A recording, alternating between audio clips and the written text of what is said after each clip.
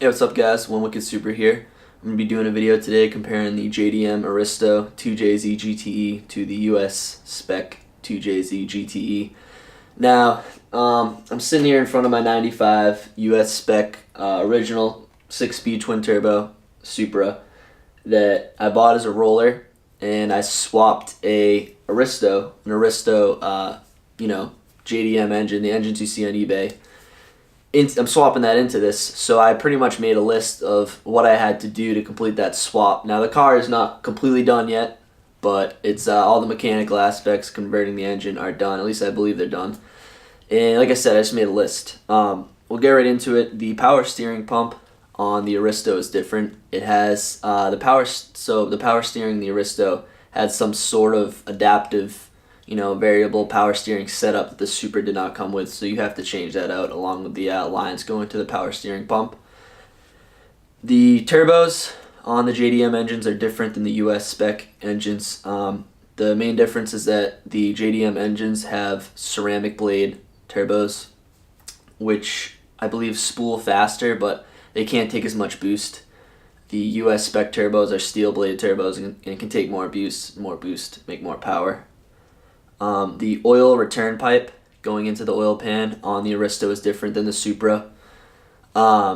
It's different size. The Supra one's kind of weird. If this makes sense, I'll put a picture up, but the oil line kind of goes off at an angle. There's one that goes straight, one that goes off to the left, I believe. Now, I didn't actually buy a Supra oil return, which is why I'm not too familiar with how it looks. I just went with a single turbo, and my turbo kit came with a flange that goes right into the oil pan. So the oil pan is the main difference. It's what pretty much everyone says in the forums. If anyone asks these questions, what's the difference, they say the oil pan. Now the Aristo oil pan is front sump, and the Supra oil pan is rear sump or mid sump. And so you have to change that out, no question about that. Now the 1JZ and 2JZ oil pans are identical. I have a 1JZ oil pan in this. And I made the swap the upper and lower oil pan and the baffle, and you need to swap the dipstick as well. And you have to put in, at least I did, I have to put in an oil level sensor, which the Aristo and my 1JZ oil pan did not have. The cams are different on the JDM cars. I believe the intake cam is slightly different.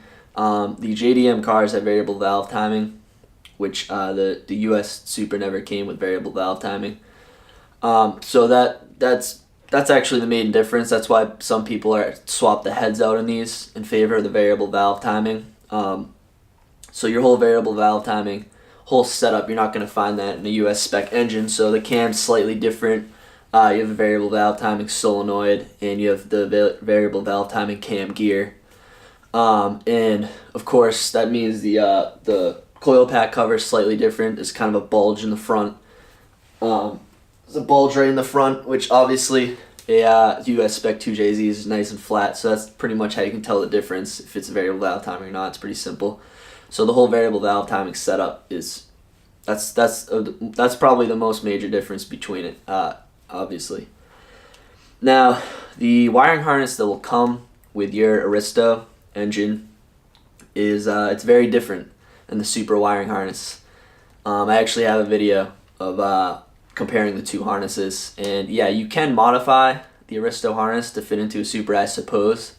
I mean, if you're good enough, you could even make a harness from scratch. Anything's possible, but I ended up going with a tweaked harness, which is what I'm comparing in the video to the Aristo harness, and it looked completely different, and the tweaked harness is very, very nice. So yeah, that's different. You're going to need a new wiring harness, or you're going to need to modify it. The motor mounts are different. The Aristo motor mounts are completely different than the Supra motor mounts, and the positioning of them is different as well. I had to position mine further back on the engine block, and I ended up going with 98 Supra motor mounts. And also, the longest bolt on your motor mount is different from the longest bolt on the Aristo motor mounts, if that makes sense. You have 4 bolts, and one of them is an extra long bolt, and on the Aristo bolt is too long to work with a Supra motor mount. I had to go get a specific size bolt. Coil packs, the variable valve timing engine has 3 coil packs. I believe the non-vvt-i has 6. So the Aristo doesn't come with a coolant temp sender, which is a sender located on the neck of the, I actually have mine off right here. So here's the neck of the water pump, and you have this sensor here that you have to screw in. In the Aristo engine, mine literally came with just a bolt just in here, and so I unscrewed it and I put the sender in. This is like $20, I think, this sender.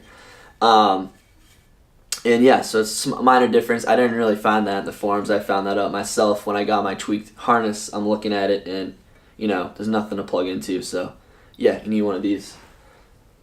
I already went over the oil dipstick. The whole throttle setup is different on the JDM engines. The JDM engines have it's a cross between drive-by-wire and drive-by-cable. It's a hybrid setup. They're kind of problematic, expensive to fix. Some people like them, some people don't. A lot of people will switch them, such as me. I'm going to run an LS drive-by-wire setup. And yeah, so the US spec Supra just has drive-by cable, but a lot of people swap it to the drive-by-wire setup. You can also, I believe, you can get a Q45 throttle body off of a Nissan engine, and convert it to a real drive-by-wire setup, which I will be doing. So if you guys want to see that, make sure you subscribe. I haven't really gotten to that yet, but it's a new setup, putting the LS throttle body on there, so should be pretty cool. The vacuum lines coming off the intake manifold are different. Now, I actually have a video taking off the intake manifold. I went with an aftermarket intake manifold.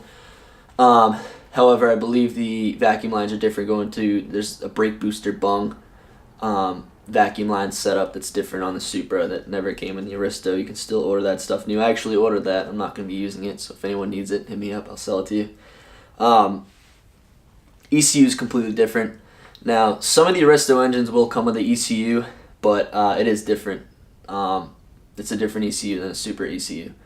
That's for sure. So, I mean, the variable valve timing in this, in an Aristo compared to no variable, they're not compatible. You can't like plug in a Supra, a US spec Supra ECU to an Aristo engine. The injectors are different. The injectors on the JDM engines are 440cc high impedance injectors. I think they're good for around like 400 horsepower. Whereas the US spec injectors are 550cc. I'm running 1050s on mine, in case you guys were wondering. So the injectors on the US spec Supra are a little bit better. People will swap them out. The belt tensioner. So the belt tensioner for your accessory belt is different on the JDM engine. It's actually the same belt tensioner that's on my IS300 as well. And the manual Supras, the US manual Supras came with a different belt tensioner. I actually bought one of those too, so I'll show you guys what that looks like compared to the one that's on my engine. I really don't need to swap it out, but those are different. It's a different setup.